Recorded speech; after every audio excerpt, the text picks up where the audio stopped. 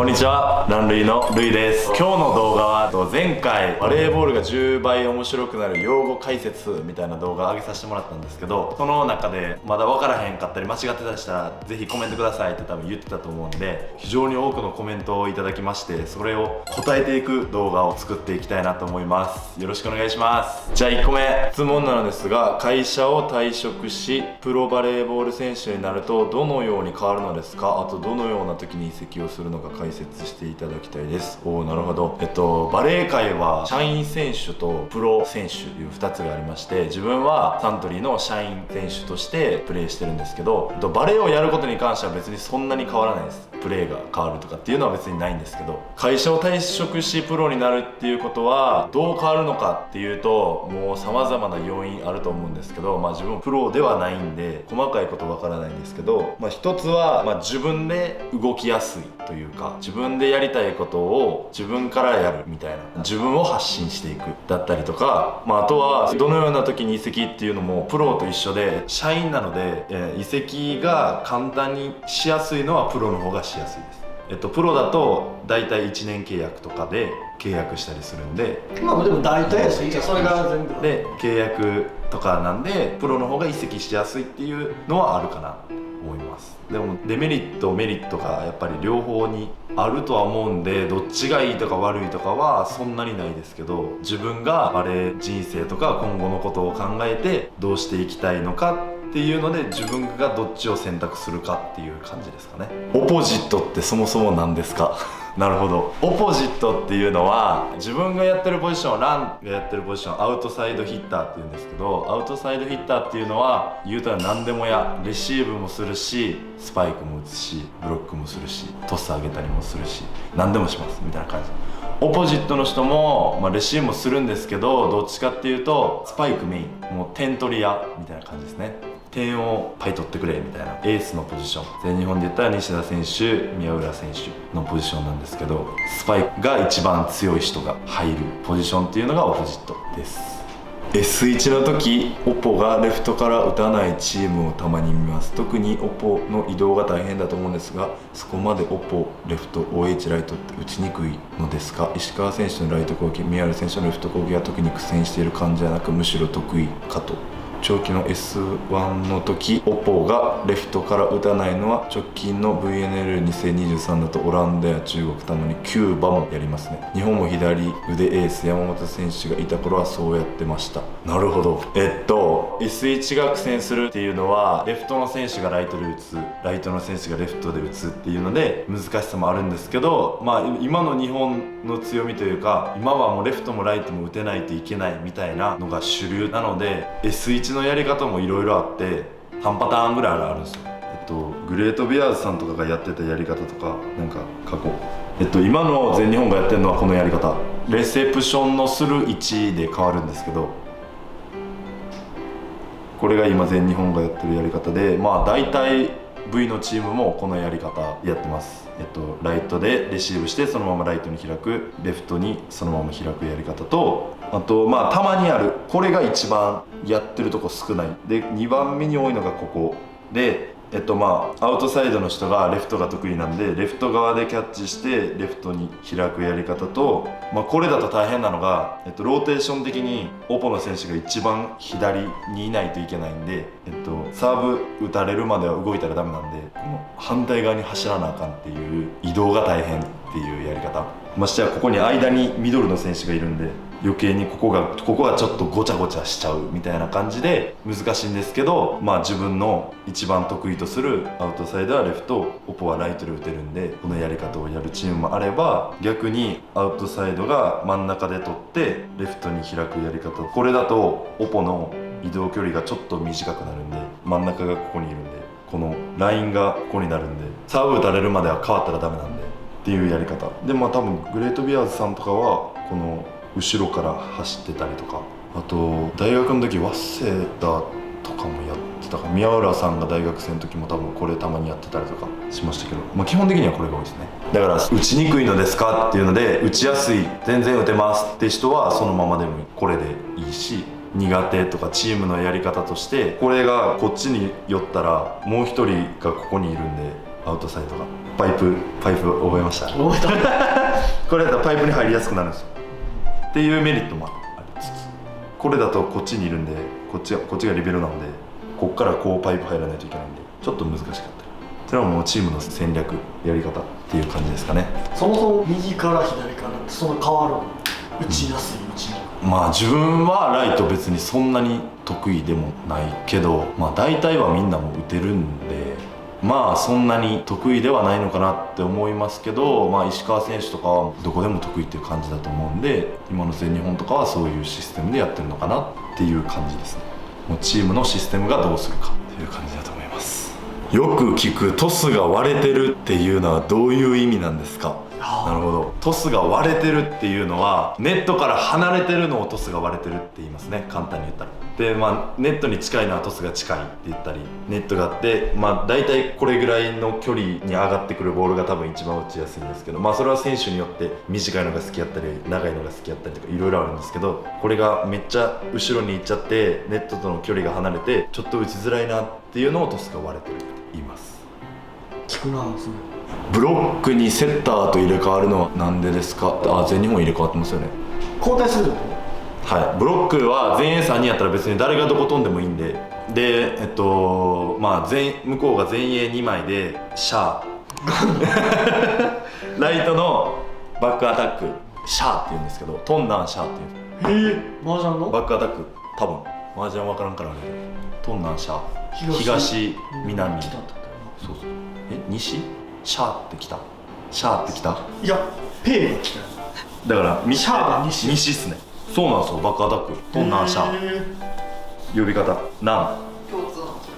共通中国。パイプのことをナンって言います。へえ、あ真ん中やし南後ろからやし。はい、でそのシャーだとバックアタックの方がまあ男子はそんな変わんないですけど、まあ、前衛よりかはちょっと弱まるじゃないですか。だからそっちにブロックのあんまり得意じゃないセッターを入れてアウトサイドとかでレフトを抑えるっていうやり方をたまにやってありますね、勝負どころとかで。みんなポンポン攻撃していくけどサインとか合図とかやってたりするんですか？そうですね、まあこれもチームによると思うんですけど、もう入った雰囲気で感じてあげてるセッターもいるやろうし、こういう時はこれを使うっていうあらかじめ決めてる人もいるやろうし、毎回声とかで呼んでる選手もいるやろうし、まあ、基本的にサイン出すのはもうクイックとあとパイプ、まあパイプも出さへんかな、そんなにコンビバレーっていうのはそんなにやらないんで、基本的にはクイックメインでサイン出してるかなって感じです。サイン出すのは打つ人、上げる人？いやセッターがセッターがセッターが基本出してますけど、アウトサイドとかオポとかはもう基本的に上がってくるボールが一緒なんで、そんなにサインの確認ってあんまりしないですけど、基本的にはミドルがしてると思います。全日本がどういう感じかは分かんないんですけど、ライトとかレフトって言わへんの？言います。あとはもうこの感じで割れたらもう大体肌感覚で覚えてるって感じですかね。もうこういう時はこうするっていうのを普段の練習から決めてたりとか、セッターの特徴とかもあるんで、大体上がってくるなとかここ来るやろなっていうのとかもありつつ、最後は確認してるって感じだと思います。何番目にセッターがサーブしてもセッターがサーブする時のポジションが S1 という理解で良いですか？これ質問難しいですね。セッターがサーブする時が S1 です。でそのセッターがサーブ打つ時は6回に1回しかないんで、そうです、セッターがサーブする時のポジションが S1 っていう理解で良いです。合ってる何番目にセッターがサーブしても、そうやね、そういうことか。試合が始まってセッターのサーブからじゃなくてもってことですよね。なるほど。だから最初始まる時に、相手見てS3 スタートですとか S2 スタートですとかって言います。最初のスタート、相手が S5 スタートやなとかっていう感じなんで、セッターが打つ時が絶対 S1 なのは変わりないです。教えてルイ先生、左利きの人がレフトから打つのが大変だと言われますが、右利きの人がライトから打つのは大変と聞きません。どうしてですか？分からへん。左利きの人に聞きたいそれ。でも多分これからもっと主流になるんやと思う。なんか今まではやっぱ左利きの人はライト、右利きの人はレフトみたいな感じあったけど、今イタリアとかでも左利きの人が普通にレシーブをして、レフトで打つとかもあるし、まあそもそもの絶対数がやっぱり左利きの方が少ないじゃないですか。だからなんかそういう感じやったのかもしれないですけど、多分その固定概念がこれから多分覆されていくんやろなって。普通に左利きの人がレフトをやる時代が多分全然来るのかなって感じですね。そもそもやっぱ左利きの人と右利きの人でブロックの付き方変わる？めっちゃ変わります。左1人分ぐらい変わりますね、ブロックの位置が。まあそういうことか。全然変わります。あと回転の仕方とかも違うんで、右と左だと。宮浦選手のサーブだったらこう曲がるじゃないですか。めっちゃ変わってたな。あれって右利きが打ったらこう回るじゃないですか。だからもう逆なんですよ。だから左利きのジャンプサーブの方が取りづらかったりします。なんでかって言ったらやっぱり左利きが少ないからその球に慣れてなかったりするとかっていうのはあります。配球でな配球で白富沢の牛若っていうすげえスパイ左利き、めっちゃ左利きやって、それでそんなシーンがあったんよ。左っていうだけでブロックも変わるか、サーブも変わる。そんなんやっぱさ、利き手そっちって言ってちゃんと見ます。相手の何番が右利きだ左利きだって事前にもう試合中に見える。事前にまあもう何回もやってる相手やったりもしますけど、それで言えばミドルブロッカーも左利きの方がっていうか左の方がやりづらかったりもします。なんでかって言ったら左利きやと C クイック D クイックが多くなるんですよ。 A クイック B クイックよりもってなるとイコールパイプが入りやすくなるんですよ。なので攻撃の幅がさらに広がるっていうか、レフトがあってライトがあって C クイックがあってパイプがあるんで、A クイックにパイプやったらちょっと幅が狭かったりするんですけど、これはもうスパイカーの意見ですけど、左利きはやっぱりなんかレアっていう感じもあるんでやりづらかったりとかっていうのは多少なりともあるのかなと思いますけどっていう感じ。ナイスサーって言うの？言いますナイスキーとかでしょ。高校で言うのやっぱりみんなで声出しみたいな。声出し、小学生中学生は多いですね今。なんでもナイスサーって言うの？ナイスサーサーブ行きますよって時にレベナイスサーって言ってサーブ行くみたいな。これも配球なんですけどでも今は企業 V とかはそんなにないと思いますね。確認の声とか OK の声とか、やっぱり誰が取る取らないのプレー中の声とか、例えばレシーブが割れた時にレシーブが割れた、クイックあるクイックないとか、この攻撃あるとか、パイプがバックアタック入る人がこけてたりしたらもうその攻撃ないじゃないですか。ってことはもう4つある攻撃の1つが減るじゃないですかっていうのを気づいた人が声出したりとか、そういうのありますね。そういう生きた声がメインでちょっと鼓舞するとかでナイスさんとかいけるとか。そもそもめっちゃ言う声かけまくる来中とか。そんなに声はあんまりみんな出さへん。前とか後ろとかありますけど、サーブの時は全然あるけど、フローターとなんか試合見てて思ったのが、そのフローターかジャンプサーブっていうのその前と後ろかな、ボール上げたぐらいでなんか声出さない。なんか受ける側の人がそれはなんか相手にプレッシャーかけたりとかそういうことありますね。前とかって言われたら前打とうかなどうしようかなっていう心理になるじゃないですか。だからもう駆け引きですね。とかなんかクロスないよとかって言ってたらじゃあクロスストレート打った方がいいんかなとか、なんかそういう駆け引きはあります。なるほど。それはセッターに言ったりとか。なるほど、それ駆け引きあんにゃ。クイックとかって言われた方がクイック使いたがるセッターもいれば、言われたら使いたくなかったりするセッターもいるし、心理戦みたいな。配球でね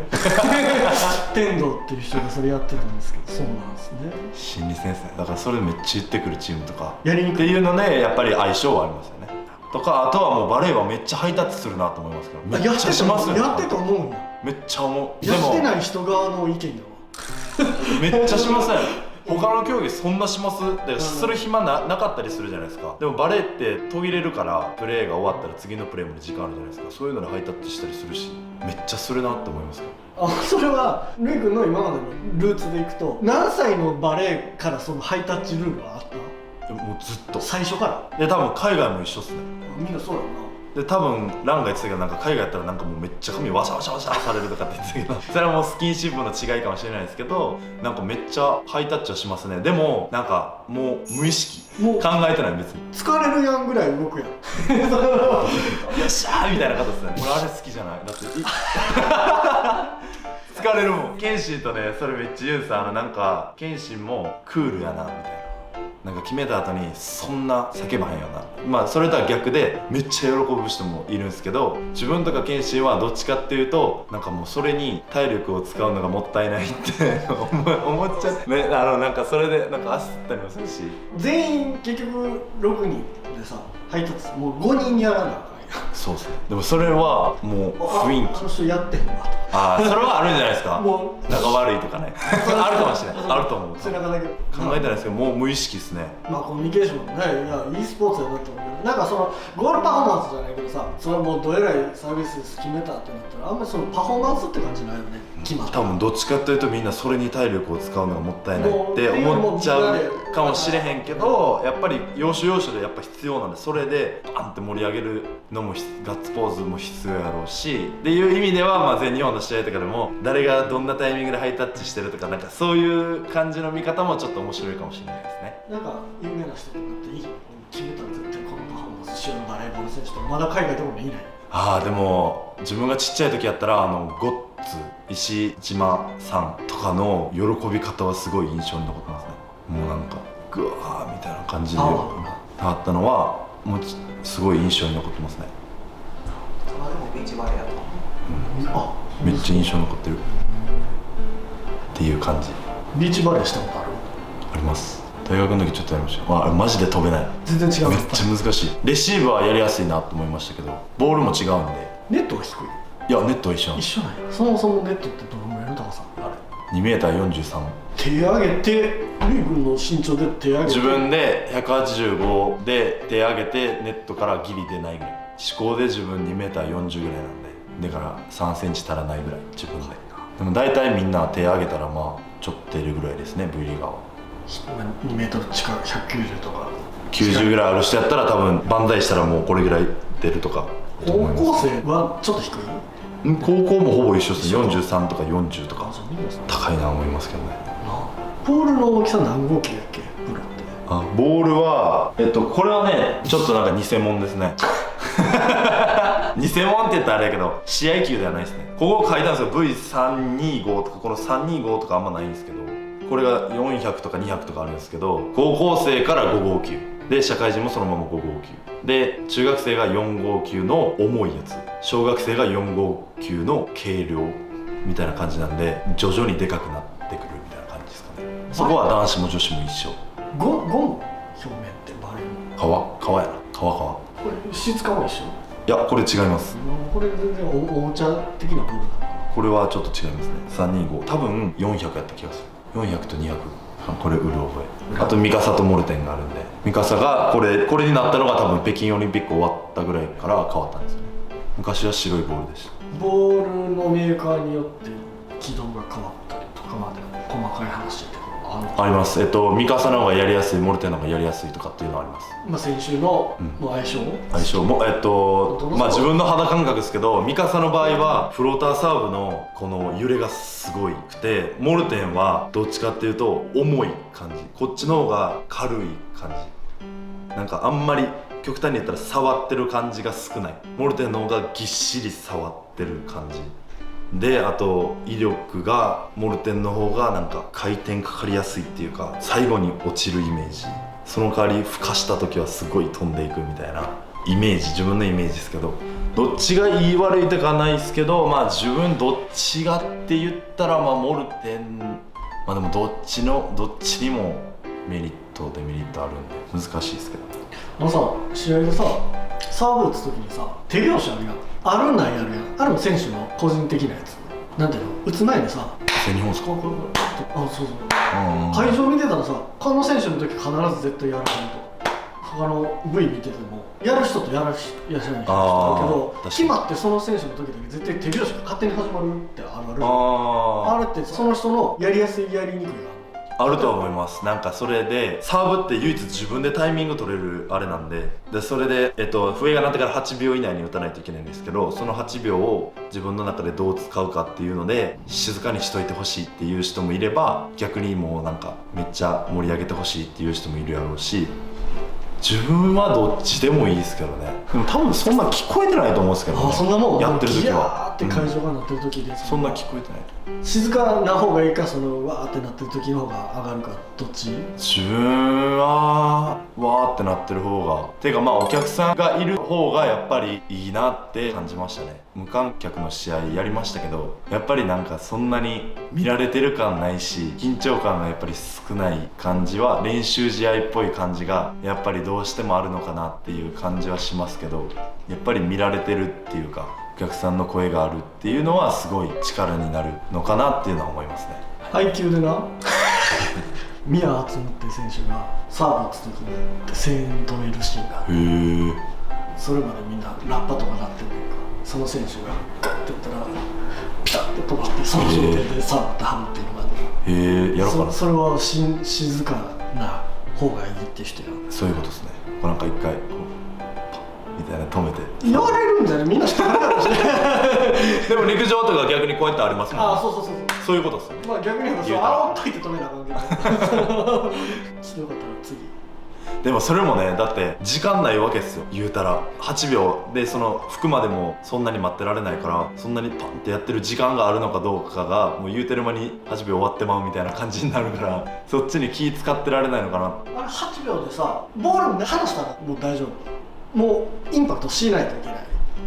8秒以内にトスのモーションに入ったらもう終わりですね。もう進んだらいいってことか。モーションに入って多分もう空振ったりしたらもうダメですね。だからモーションに入るまでは大丈